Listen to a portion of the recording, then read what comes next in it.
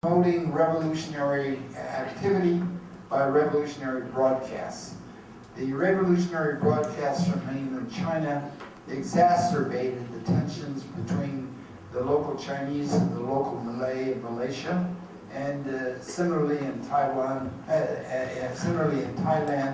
and in Singapore. And by turning the country around and changing the nature of the Communist Party from a revolutionary party, one that was determined to lead revolution, to a party that was no longer making revolution and that was focused on governing the country, he led a transformation. And that transformation also transformed the relations with Southeast Asia. When he arrived in Southeast Asia in November 1978, there were still revolutionary broadcasts from mainland China to Southeast Asia. He was not able to stop them immediately, but within 2 years, those broadcasts were stopped and revolutionary activities were ceased. The first picture we have of Deng was when he was 16 years old in France. At the age of 15, he had passed an examination that enabled him to go to France as a work-study student. A number of people in China at that time realized that there were not opportunities for Chinese students then to get scholarships to the good universities of the West, and they thought of the idea of sending them part-time to work, to earn money, which they would then use to spend for their education. When they thought of which country, they focused primarily on China. The numbers were small by contemporary standards. There were only about 2,500 Chinese students in France in the early 1920s. Now, since Deng Xiaoping began in 1978, we have over 1 million Chinese students who have gone abroad. But that concentration of 2,500 students was to play a very key role in the development of China after they returned. Just before he left, Deng Xiaoping in 1919 took part in the demonstrations that were known as the May 4th demonstrations. It was immediately after World War I, and in France there was the Versailles treaty discussion. There were Versailles treaty discussions, and in those discussions, people decided that one part of China, on the edge of Shandong, would not be returned to China, but would be passed from Germany, which lost its territories in the war, to Japan. And that aroused the budding nature of Chinese popular nationalism. And Deng, though only 15 years old, already took part in those demonstrations. And his personal identity, ever since that time, was deeply wedded to the efforts to strengthen China. When they got to France, the students who had expected that they would enter universities were bitterly disappointed that they were not able to enter universities. When they made the arrangements during World War II, there were about 150,000 Chinese workers in France. But by the end of the war, the French soldiers were returning home, and they claimed the best jobs. When Deng arrived in 1920, there was already a depression in France, and it was extremely hard for anybody to get a job. And the best jobs, even in the dirty factories, were held by local people. The foreigners got the worst. And so when they had group discussions of Chinese students, what they heard and read about Marxism and about the new budding government of the Soviet Union made sense to them. For what they saw in France was that rich business people were exploiting French workers, and that local workers, whom they called imperialist nation workers, were exploiting the workers of abroad. So what they did is they formed their own group of young communists in France. If you look at the picture, they don't look like people who came directly out of the ghetto from the worst, dirtiest streets.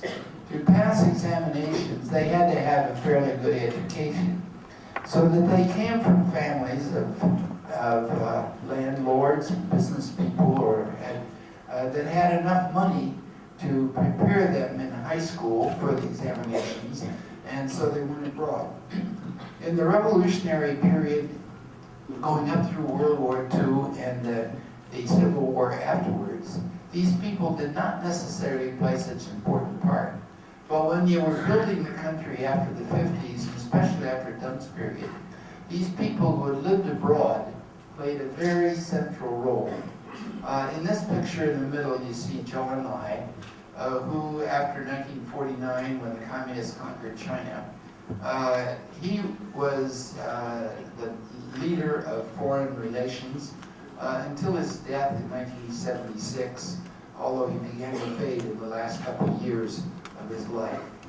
At the left in the picture, to your left, you see Nierong Zheng, who was to lead the scientific work in China, especially the national defense scientific work.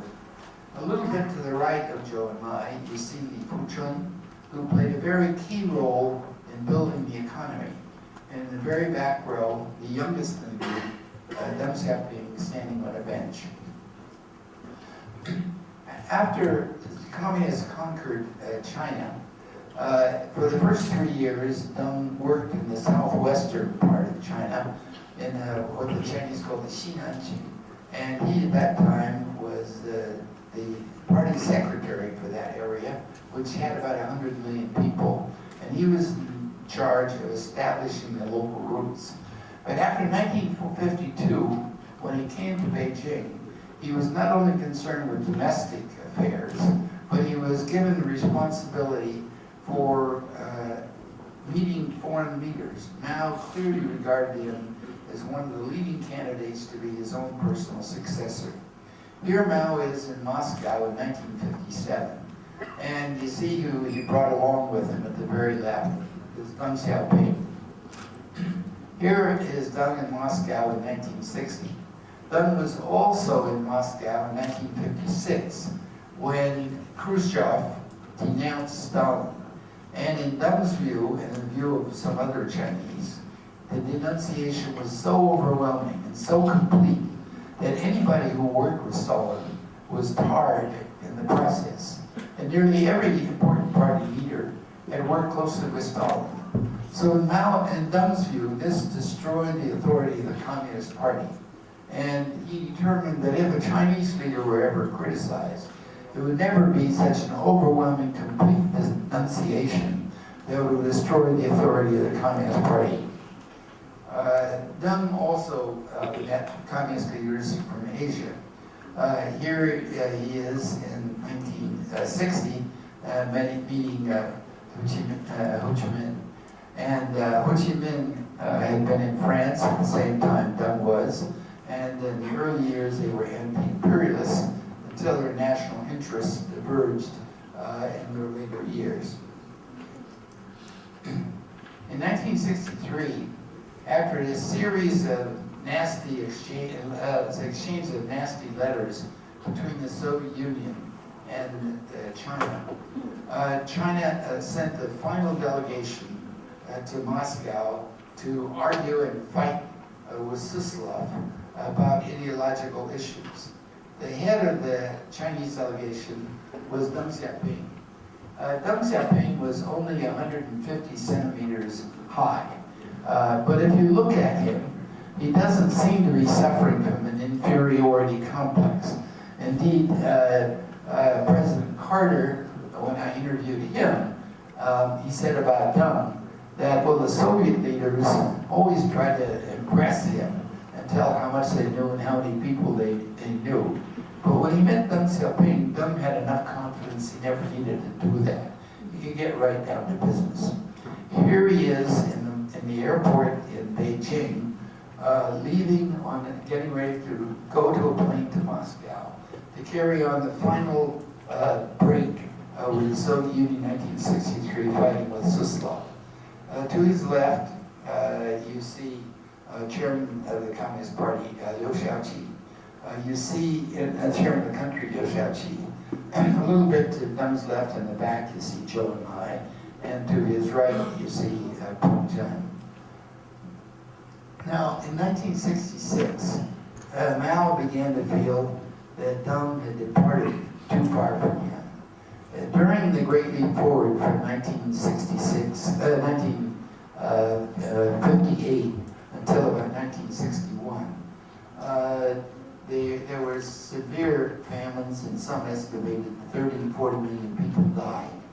And Deng knew that if he confronted Mao, he would have to listen to Mao with such tight discipline of the party. But if he would be a little distant from Mao, didn't report to him quite as often, he could begin to find areas where he could try to do what he thought was necessary to adapt to economic circumstances. So Mao began to get very upset at some of these people like Liu Shaoqi and Deng Xiaoping, who had different opinions.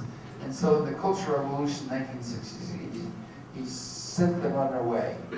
However, Liu Shaoqi died in prison, and Deng Xiaoping was able to stay in the party. Mao had a special liking for Deng and allowed him to stay in, even though he was thrown out of power. From 1966 to 73, Deng was out of circulation. In 1973, he was allowed to return to Beijing. And this is the very first meeting in Beijing where Deng went public after the Cultural Revolution in 1973, when he's meeting Prince Sihanouk of Cambodia. This picture, I think, is very poignant because it comes at just a very key turning point. In the picture, Zhou Enlai is shaking hands with Deng Xiaoping, who is about to set off to give a speech in the United Nations. Until 1971, Taiwan held a seat for China in the United Nations. In 1971, the United Nations voted that mainland China would take over that seat. And China was invited to send a leader to the United Nations to make a major address. Zhou Enlai clearly deserved the honor of giving that first address. He had led foreign relations ever since 1949, and he had welcomed Kissinger and Zhou Enlai, and had managed foreign relations with great knowledge. Kissinger considered him one of the greatest foreign policy leaders he ever met. However, Zhou Enlai had begun to suffer from cancer. In addition to being cancer, he also had a political disease. Mao Zedong felt he was being too soft in the United States, and he could not completely trust what Zhou Enlai might do in New York at the United Nations, and therefore he decided to send Deng in his place. And Deng became the understudy of beginning in 1973, but 1974, 75, he became the key person in China who was managing foreign relations. So even before he took power in 1978, he had lots of experience in leadership of foreign countries. And here Zhou Enlai is passing on the mantle to his younger understudy, Deng Xiaoping. Here is Deng delivering the speech at the United Nations when China first presented its case in the United Nations. And here he is up close. In that visit in 1974, Deng for the first time met Henry Kissinger. Henry Kissinger wrote about that meeting that Deng seemed to be on a training mission.